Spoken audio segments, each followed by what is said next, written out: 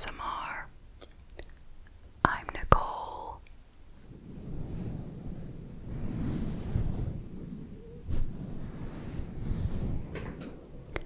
Thank you so much to everyone who has tuned in to this channel. I truly appreciate you. And if you're new here and you enjoy whispered true crime, please consider subscribing to the channel. I post 2 times a week, on Monday and Thursday at 6 p.m. Eastern Time. I recommend using headphones if you would like to hear the gentle mic brushing.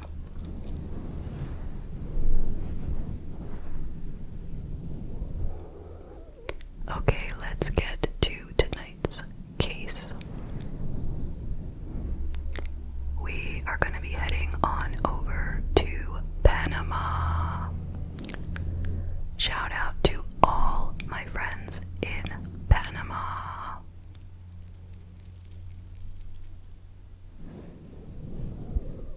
This is an extremely well-known case. I guess you would call it unsolved. It is the disappearance of Lisanne Froon and Kris Kremers. They disappeared on April 1st, 2014. And people have been trying to figure out what happened to them ever since then. So let me get started with some background information. Kris Kremers was 21 at the time of the disappearance, and Lisanne Froon was 22. They both grew up in Amersfoort, Utrecht, in the Netherlands. Kris was said to be open, creative, and responsible, and Lisanne was said to be aspiring, optimistic, and intelligent, and she was also a very passionate volleyball player. Kris had just completed her studies in cultural social education, specializing in art education at the University of Utrecht.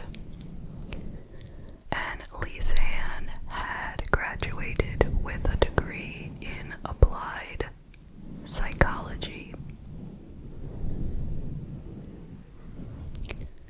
They had moved into a dorm room together in Amersfoort, and they were both working at the same restaurant.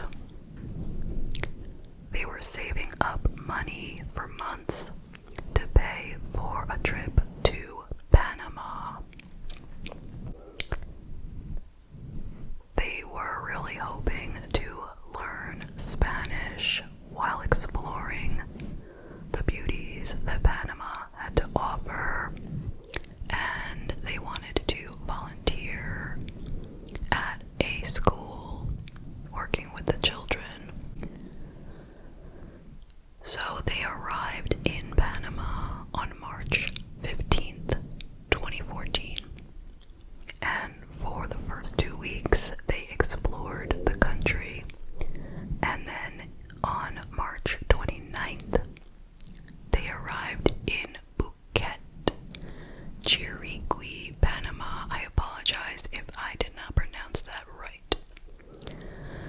And they were staying with a local family there. Now let's move to the date of the disappearance. It was April 1st, 2014, and it was around 11 in the morning, and they were going hiking near the clouded forests that surrounded the Baru volcano on what was known as the El Pianista Trail, which was not far from Phuket, where they were staying. It was classified as a moderately challenging route, which was supposed to take about 3.5 hours to complete.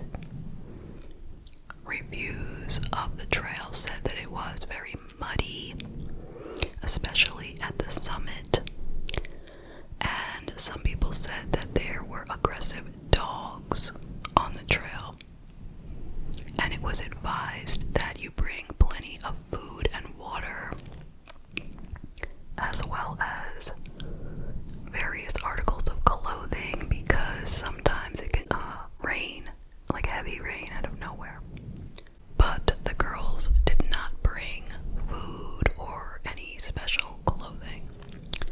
They did, however, bring with them a dog, and it is not clear whether the dog belonged to the host family or to the owners of a restaurant called the Il Pianista Restaurant. It doesn't really matter, but it's not clear in the articles who owned the dog. But anyway, before they went on the hike, they wrote on Facebook that they would be walking around in Phuket. They were having brunch with 2 Dutch men, and then they were going to go out on the trail. Now, later that same night, April 1st, the dog came home to its owner alone, which was a little startling, but not enough to report it at that point. And the parents of the girls stopped receiving texts from their daughters, which was unusual because they had been keeping in constant contact throughout the trip.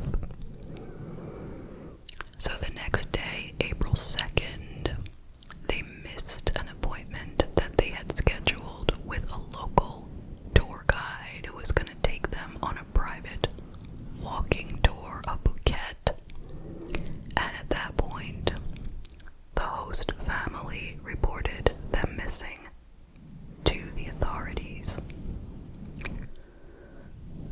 An aerial search of the forest was conducted, as well as a search of the village and the lightly wooded areas by the locals.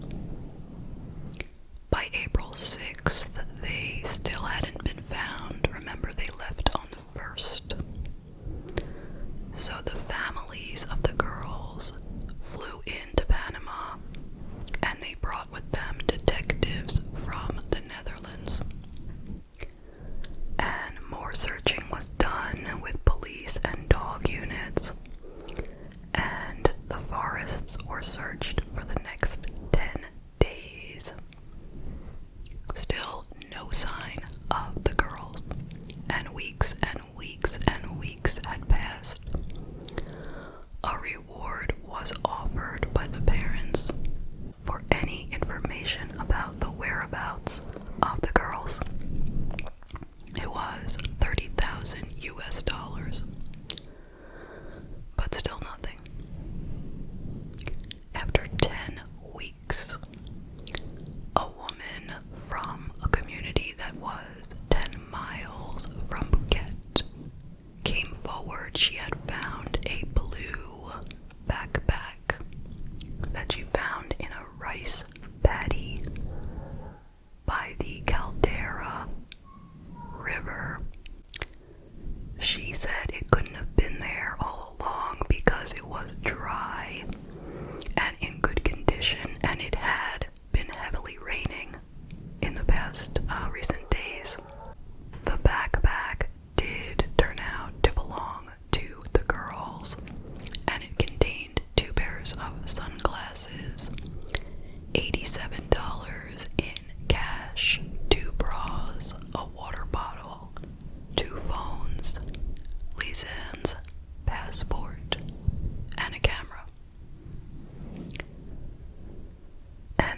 was some very important evidence, of course, because there were pictures on the camera, and also information from the phones was very useful. So on the camera there were 133 images. Some of the photos were typical photos, while some of them were from before the hike, before the day of the hike, just your usual tourist photos, and then some of them were nice, happy pictures from the beginning of their hike. But then there were 90 mysterious photos taken in the dead of night. And these photos were taken on April 8th, between about 1 a.m. and 4 a.m. The previous photos all ended on April 1st, so you had photos up until April 1st, and then no photos. And then on April 8th you had a bunch, 90 actually, mysterious and dark photos. So these photos, some of them just show complete darkness, and others show their belongings spread out on a rock, with candy wrappers and a plastic bag. Some show piles of dirt and a mirror. Some were just a picture of Kris's head. Some people claimed they saw an injury on her head. And nobody knows for sure who took the pictures. It could have been one of the girls. It could have been somebody else entirely. People wonder why the photos were taken at all. It was said maybe they were just trying to use the flash to scare away animals, and the camera just picked up whatever was there, but they didn't intend on taking the pictures. That was just a guess. But there was a missing photo number 509, which actually separates the normal daytime photos from all of the dark, mysterious photos. So just one photo is missing, separating the two types of photos. And when they say it's missing, it is really missing. Like, it was said that it seems that it wasn't just deleted using the camera, but that someone brought it to a computer to delete it permanently. Whether or not that is 100% accurate, I don't know. But it makes you wonder. Then there is the phone call history.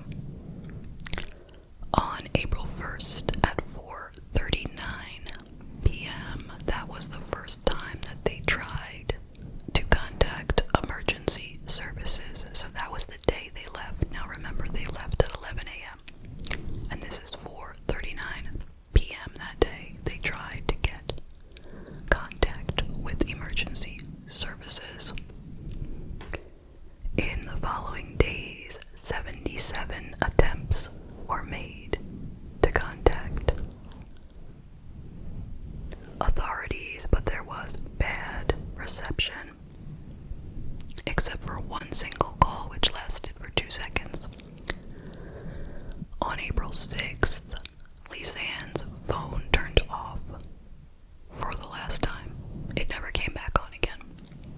But Kris's phone was turned on and off for several more days, possibly to save battery.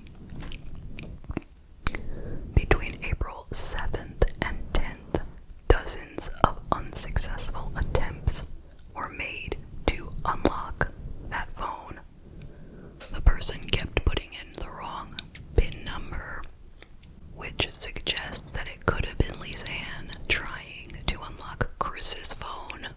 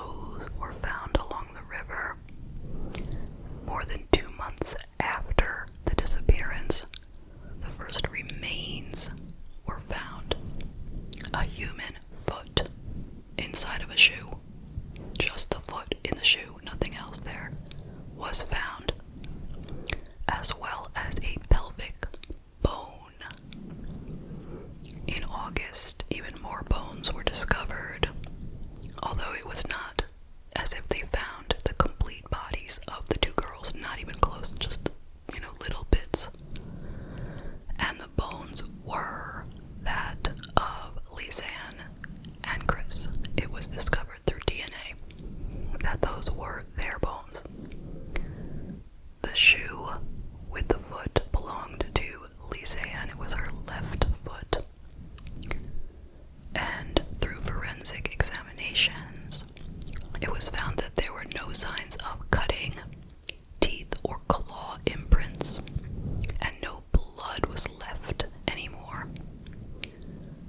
What remained was some skin and tissue. So, having said that, how did the foot wind up being separate from the body? We would ask if it wasn't cut or bitten or anything like that. So it is suggested that it could have just been weathering, the joints of two bones were separated through weathering. But there are lots of very odd things about the remains. Like the different parts of the remains were in various stages of decomposition. They weren't all at the same stage. Like, how can that be? In the case of Kris, her bones seemed to be bleached. How could they have been bleached? Well, some people say sunlight, but it hadn't been long enough for sunlight to bleach a bone. But forensic testing suggested that the bones had not been weathered naturally. They felt that they might have been chemically cleansed using bleach or something else. But another investigation found that there was no evidence that they had been chemically bleached. But there is still no explanation for why the bones are so clean. Plus, the forensic examination found no scratches on the bones, meaning that an animal could not have gotten to them. On August 29th, a ball of skin from Lisanne's shin was found, and it was at an early stage of decomposition and even had insect activity. It might have been altered. I don't really understand what they're getting at there, to be honest. But regardless, no cause of death could be definitively determined. So, here are the theories. The first theory, which the government of Panama is insisting is accurate, is an accident. So, they believe that the girls were swept away by the river after attempting to cross it on a monkey bridge. A common theory is that one or both of them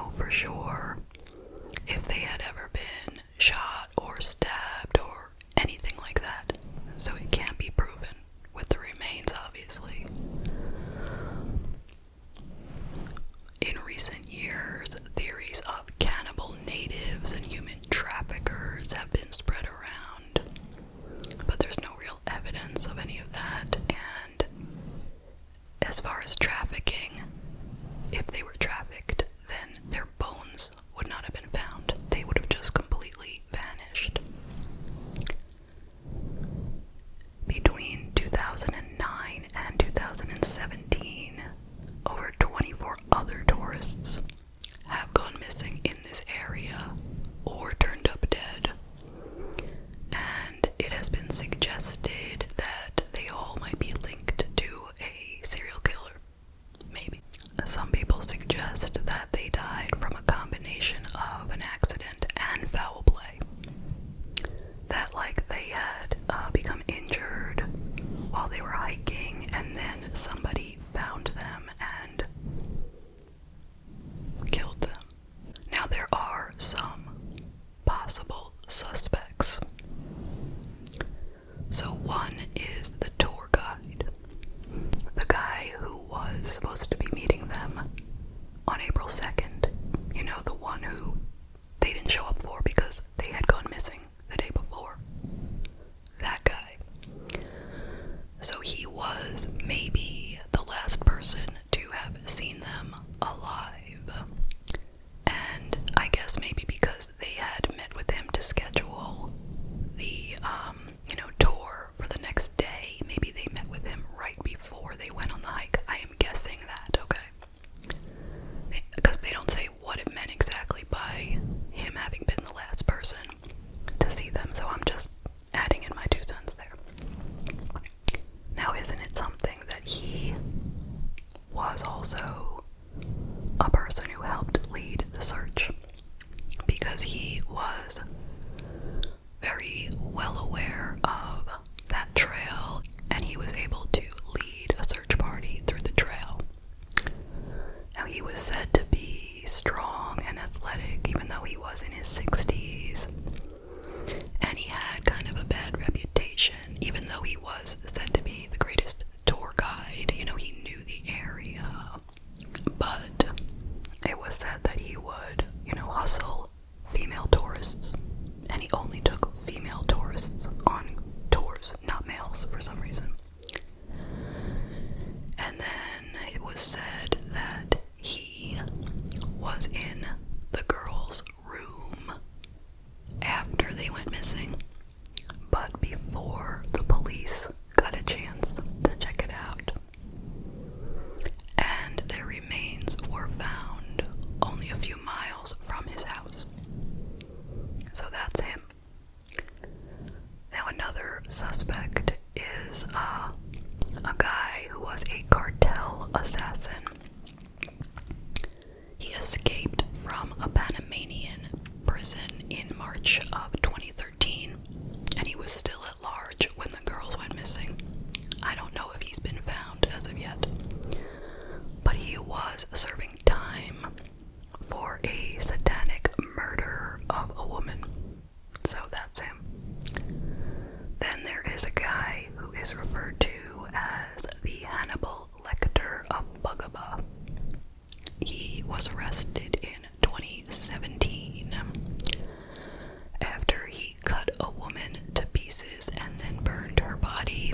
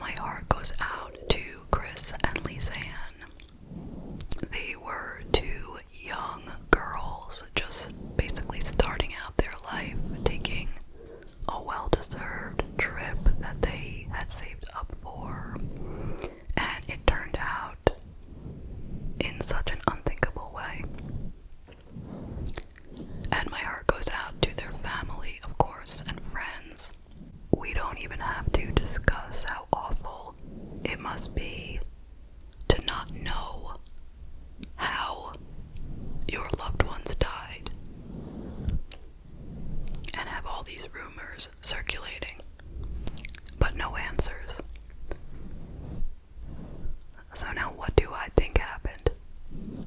I have to say, I have no idea whatsoever. Do I think it was an accident? Do I think there was foul play? I am so confused. Do I think that a proper job was done searching?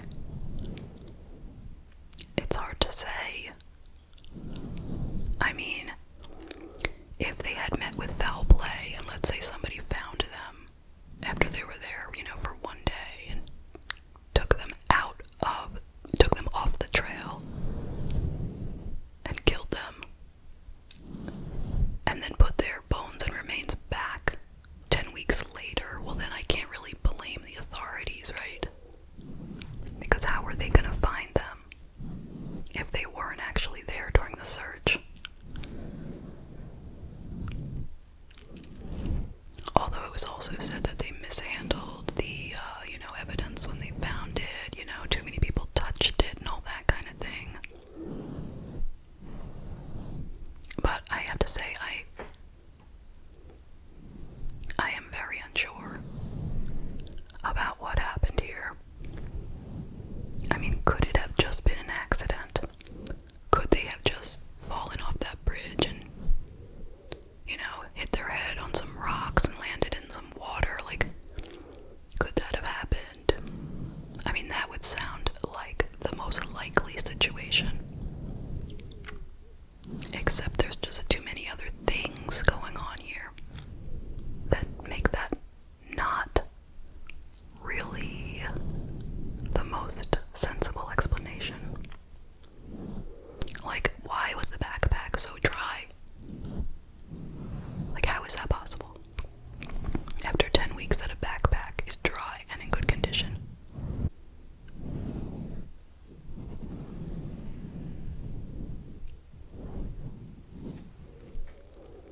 I don't know. I'm not much help here.